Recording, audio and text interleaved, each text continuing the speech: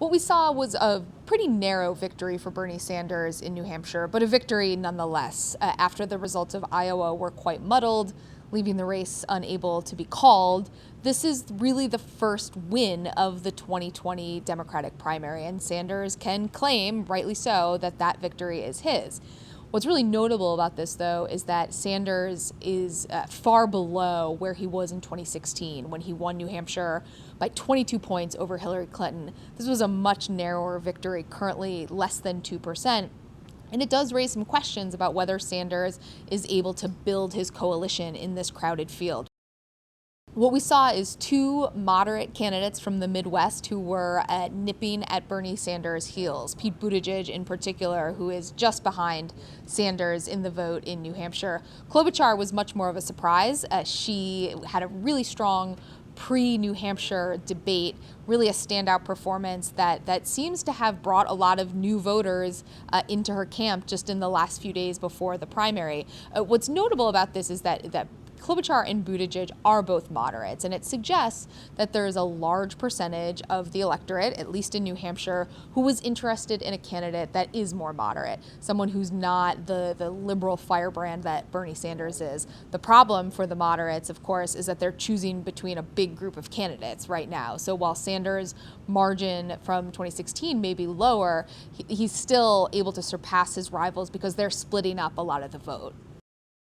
Joe Biden really just had a dismal night, and it comes after a really dismal night in Iowa. He was fourth in Iowa, fifth here in New Hampshire. His campaign will try to tell you that, look, they are going to keep fighting on as this race turns toward more diverse states, Nevada and certainly South Carolina, which votes at the end of the month. But the problem for Joe Biden is that the crux of his argument right now is that he is the most electable candidate. And electable candidates have to win. And he's not only not winning, he is placing far below expectations. So he has a real challenge ahead of him in terms of trying to keep his donors sending checks to his campaign and trying to keep his support in those states that come next in his column and try to avoid sort of the stain of defeat that we're seeing here. Elizabeth Warren is the other candidate that I would really watch right now. She is from neighboring Massachusetts, right next door to New Hampshire. These are voters who are pretty familiar with her.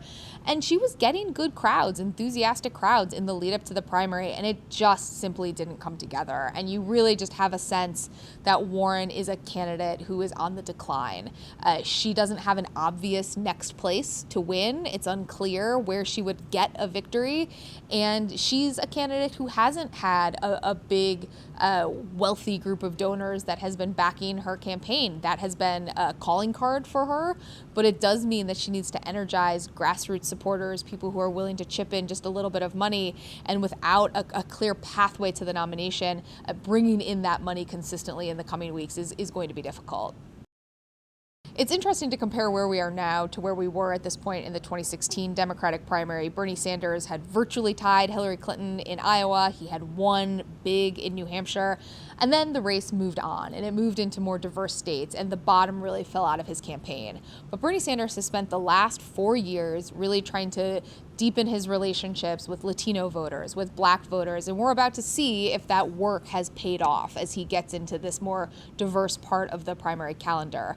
The challenge, though, is particularly acute for someone like a Pete Buttigieg and an Amy Klobuchar. They are less known among diverse communities. They don't have as much of a connection there. They haven't had to spend as much time working on some of the issues that are particularly relevant to Latino voters or Black voters.